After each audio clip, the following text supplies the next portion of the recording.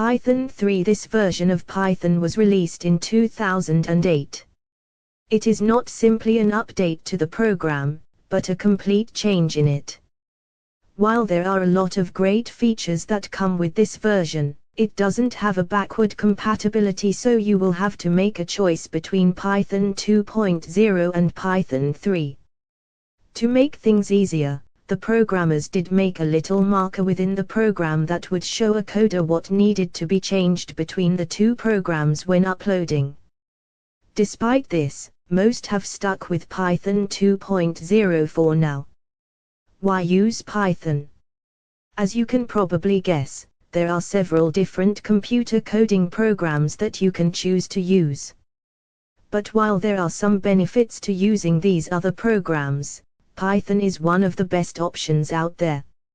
It is easy to use, has a lot of options for you to choose from, and it can even be used over a variety of platforms without having to change things up. Some of the benefits that you will love with Python include: readability. Python is designed to work with the English language, making it easy to read. There are also strict rules in terms of punctuation on the program, so you aren't just looking at brackets all over the place. Python also makes sure that the programmer knows how to format everything thanks to a set of rules that are in place, making it easy for everyone to create a code that others can follow.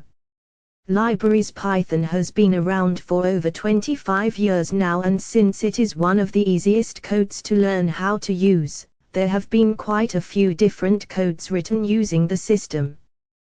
The good news is that this system is open sourced, so that the code is available for any programmer to use.